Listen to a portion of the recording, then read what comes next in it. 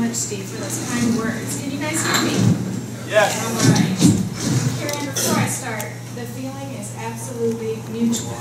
I think those 5 minutes, 10 minutes, 30 minutes, whatever it was at any point in time may have been more valuable to me than to you. Each time we spoke, each time we talked, I think that helped both of us think through things going on in our world and how to solve those and how to think about those. Don't underestimate the power of your part of our partnership. Thank you.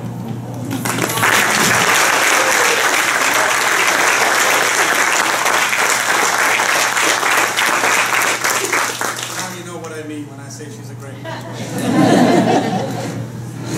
It is an absolutely tremendous honor to receive the 2013 Executive Year of the Year Award. Thank you, National Management Association, for this very distinguished honor. I'm humbled to be named among the likes of such great leaders, Lockheed Martin leaders such as former CEO and current Chairman Bob Stevens, and former Aeronautics Executive Vice President Ralph Heath, just to name a few of the recent leaders. Leading by example, being passionate about the mission and the people, they have each inspired me to be a better leader and strive for excellence. It's especially fitting that we're in San Antonio this evening, my hometown. Less than 5 miles from here, I attended grade school. I'm not going to tell you what year that was. Trust me, 5 miles, I attended grade school here. That's where I held my very first student council role, which was really my first leadership experience.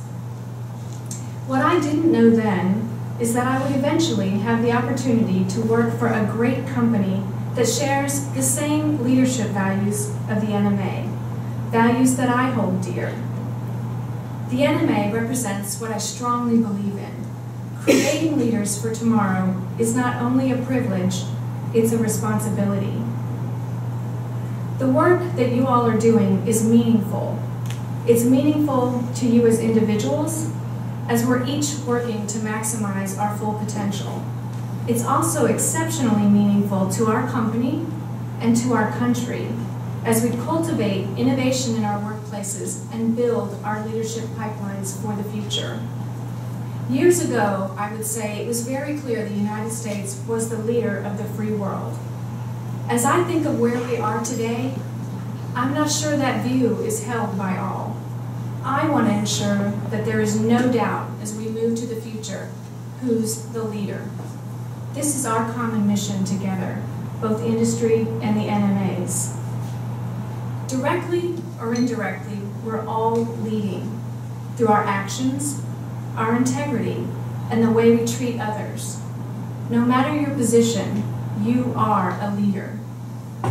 I learned that at the beginning of my own career. I didn't necessarily have a vision of taking on a leadership role, nor working as an executive at a large company. I actually turned down my first opportunity to interview for a supervisory position. I really didn't consider the possibility because I didn't see people like me in those roles at that time. My style is not heavy-handed, and I don't like commanding the attention of a room, kind of like this evening. I'm much more collaborative, and I value the power of a team.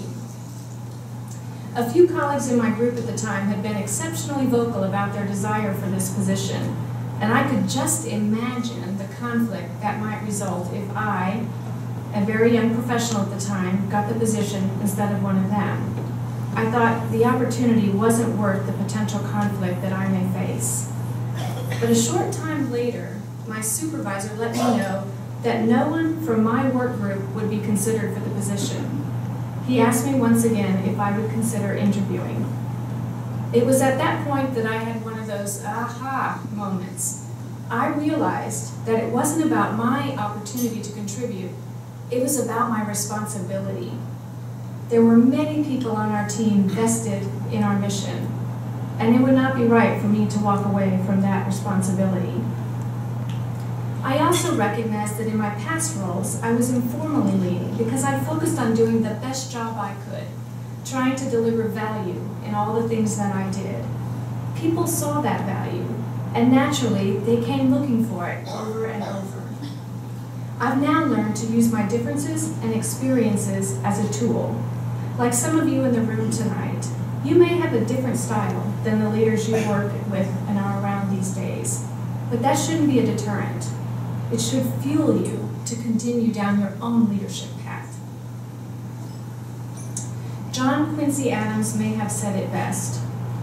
If your actions inspire others to dream more, learn more, do more, and become more, you are a leader. I see every day as my opportunity to impact the business, make a connection with another person, and inspire people around me. That's my hope and goal at the start of each day. Impacting others truly comes down to having a passion for what you're doing and gaining satisfaction from your work. It's extremely gratifying and energizing to me when I see others achieve their goals. That's really what keeps me going. My greatest achievements aren't those where I stood alone, but rather those accomplished by a team of unique perspectives and skills working together to make the remarkable happen and to drive to excellence. I learned from one of my greatest mentors that delivering excellence is power. Not power over people and organizations, but rather power to motivate people and organizations to achieve the absolute impossible. This happens when the standard is set high and the team believes it can be done. It happens when leaders cultivate their skills to propel individuals, teams, and businesses forward. I've seen firsthand what could happen when you encourage and empower people to aspire for excellence. As Steve said earlier, I had the opportunity to lead the F-16 program at one point in time. Just a great aircraft, a great team, and really a remarkable legacy. We had a team that was working on a new enhanced version of the F-16, the Viper, the V we called it. They had done just a masterful job of architecting the future capability and had accomplished things others did not think were possible. They were just short of the goal line and couldn't seem to break through. As a leader, it was my responsibility to help them think through the best next steps, maybe open a few doors and stand ready to assist them as needed. With a little out loud thinking, connecting a few dots, the team successfully sold their configuration and now we're off and running. I didn't grasp at the time until much later that my engagement had made such an impression on them. The team eventually won a Lockheed Martin Aerostar Award for their work, and they insisted that I be listed as one of their team members. And having an executive as a part of the team was certainly atypical, and some even thought not allowed. The guys researched the rules and stood fast to their conviction of having me on their team. The team and I finally came to a compromise. I'd be the one to present their award to them versus receive it. But there is no greater honor than being respected by the team you serve. It goes to show that the Maya Angelou was right when she said, "People will forget what you said. People will forget what you did. But people will never forget how you made them feel." That experience made me better appreciate that everyone has a role, whether we know it at the time or not. In that particular situation, I think mine was to offer them encouragement and support and open a few doors. And I was gratified to see them realize an innovation in such a huge way.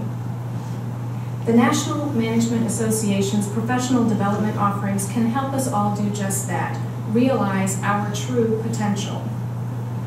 The NMA leadership model is just one example of the many great offerings and resources available to the members. It pinpoints the critical attributes for a leader and focuses on 4 key competencies. And I know you guys know this, but it helps to hear it every once in a while. The first of those competencies, mobilize individual commitment for change. To me, that means inspiring and engaging others to be the change. The second, demonstrate personal character.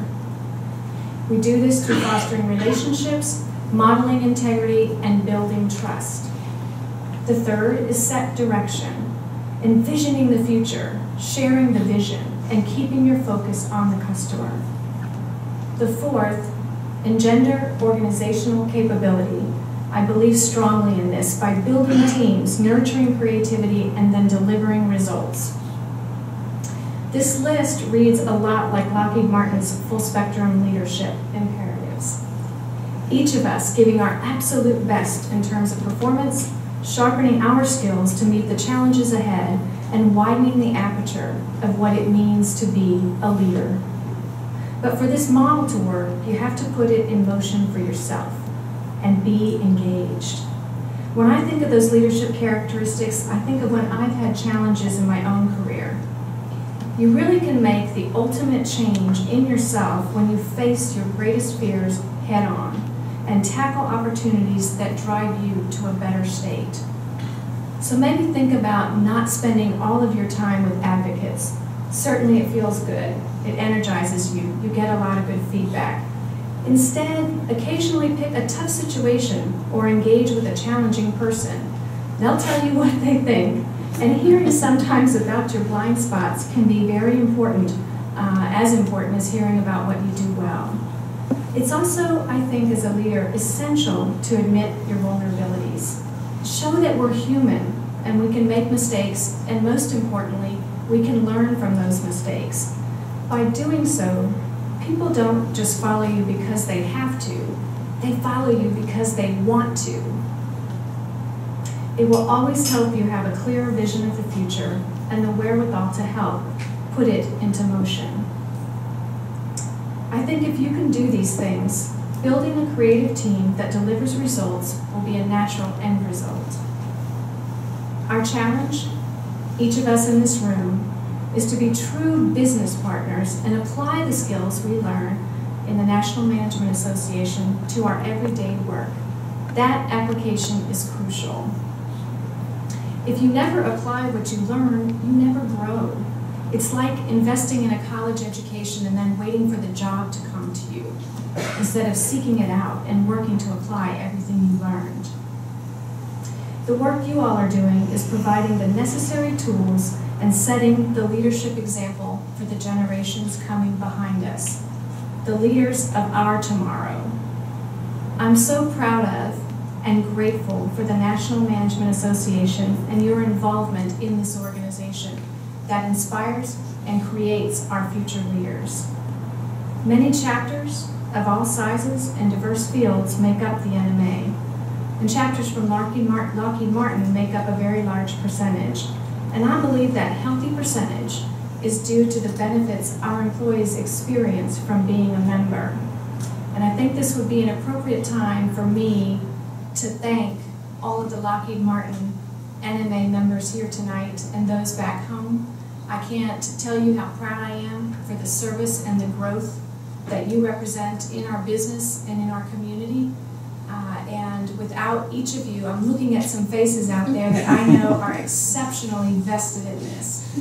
And I need you to know, and I want you to know, that what you do matters to us. It makes a huge impact on our business. I was telling Steve earlier tonight that one of the things that I recognize about our NMA, Lockheed Martin Leadership Association members, is that you all set a tremendous example for connecting the enterprise. We have a lot of employee resource groups, different elements in the business that serve lots of different roles. And besides the core foundational pieces of NMA, I see that leadership team connecting those pieces in our business. And as we've talked about this evening, and I'm sure you all heard about during the week, and I heard a little bit about some of the speakers, that's where the power comes from and the strength. And I mean the strength to move. It comes from connecting all those pieces, not needing to be the leader, but needing to be the group that pulls together those resources and applies them to the single mission, the single goal. So from the bottom of my heart and that of our business, thank you. As a young girl, when I was making buttons for my first student council bid in this very city, I never dreamed that I would be here accepting such an award. I never dreamed that I would be considered a leader of tomorrow. So I leave you all with one question. What is that dream for you? And how are you going to create or become that leader for tomorrow?